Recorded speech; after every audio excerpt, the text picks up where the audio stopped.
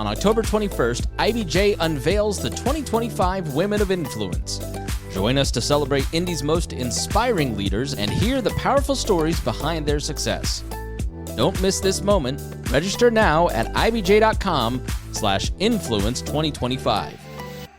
This is Inside Indiana Business Radio for the afternoon of Wednesday, October 8th, 2025. I'm Alex Brown. Montreal-based aircraft manufacturer Bombardier announced plans today to open a new service center and create about 100 jobs at Fort Wayne International Airport. Paul Sislian with Bombardier says the company looked at several Midwest airports before landing at Fort Wayne. The objective of all this, of course, is always to make sure that we're there for our customers. We need to be close to where our customers need us to be. We need to make sure we have the right capacity and capability, but mostly availability for our customers, right?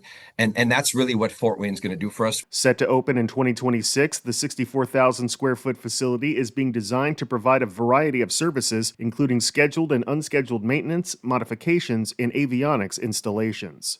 Fort Wayne-based Parkview Health has announced it will open an innovation space at the 16 Tech Innovation District in downtown Indianapolis. The health system said the space will be used by multiple Parkview teams to connect with entrepreneurs, startups, and researchers in central Indiana. The move builds on a steady drumbeat of initiatives by Parkview in recent months to increase its brand awareness, services, and infrastructure in central Indiana, with efforts including TV and digital advertising, consulting, and the construction of new hospitals. The Central Indiana Regional Development Authority is adding the city of Tipton to its ranks. The city said the move aligns it with neighboring cities to pursue coordinated, region-wide efforts that support economic growth, infrastructure investment, and quality of place. From the number one source for Indiana business news, this is Inside Indiana Business Radio. Thanks for listening to this IBJ Media podcast. You're probably going to remember this ad. Do you know why? Podcast advertising works. 85% of listeners recalled hearing an ad during a podcast, and 70% of podcast listeners have acted after hearing an ad. So whether you're looking to be heard across the entire IBJ Media Podcast Network, sponsor one of our shows, or just start with a 30-second ad, IBJ Media can help. Contact advertise at ibj.com to learn more. Amazon Web Services continues construction on its $11 billion data center in New Carlisle. Brandon Oyer, head of America's Energy and Water for the company, took part in the South Bend Regional Chamber's annual update this week to put the campus's energy and water use in perspective. As residents voiced concerns about water usage among data centers throughout the state, Oyer said AWS uses water for cooling only a small fraction of the year. Right now in this region, we expect that the data center will only use water for 2% of the year. So we'd expect just over, 170 hours-ish of water usage within a data center. There might be some information out in the public that, they're just using water 24/7, 365, and that's just simply not the case.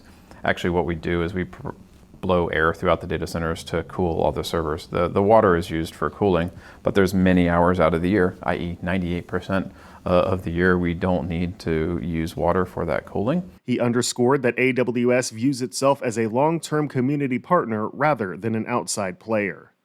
The Evansville Regional Economic Partnership has issued a series of new requests for qualifications related to the Ohio River Vision and Strategic Plan. Officials are seeking firms that would be considered for various aspects of the project, including economic planning, structural engineering, and marketing and branding. First unveiled in May 2024, the Ohio River Vision and Strategic Plan encompasses a 50-mile stretch along the Ohio River from Mount Vernon to Newburgh, with the goal of developing a more attractive and healthier region, draw new residents and visitors, and take advantage of existing riverfront investments. Jody Ashby recently purchased Evansville-based Licks Deli and Ice Cream, which has 7 locations in Evansville, Newburgh, Vincennes, and Owensboro, Kentucky. In a Q&A for our Evansville Region Report newsletter, Ashby talked about some of her goals with her new venture. Short term would be expansion in our hours. We are currently going through the process of trying to streamline our staffing for the hours that we are open, make sure that we're fully staffed, functional, and speed up service. We're somewhat slow because, of understaffing a little bit, but we're trying to fix that. We definitely want to maintain the quality of our products. You can read the full Q&A at InsideIndianaBusiness.com. Authentics founder Amy Brown is this week's guest on the Business and Beyond podcast with Gary Dick, presented by PNC, a weekly conversation with high-profile Hoosiers in business, sports, and entertainment, and beyond. Available now on the IBJ Media app or your favorite podcast provider. I'm Alex Brown for Inside Indiana Business Radio on Demand. Indiana's biggest names, their most personal stories. The Business and Beyond podcast brings you one-on-one conversations with the state's top leaders in business, sports, politics, and culture. If you want to know what makes Indiana tick, this is your show. Subscribe and listen wherever you get your podcasts or at ibjpodcasts.com. Thanks for listening to this IBJ Media podcast. You're probably going to remember this ad. Do you know why? Podcast advertising works. 85% of listeners recalled hearing an ad during a podcast, and 70% of podcast listeners have acted after hearing an ad. So whether you're looking to be heard across the entire IBJ Media podcast network, sponsor one of our shows, or just start with a 30-second ad, IBJ Media can help. Contact advertise at ibj.com to learn more.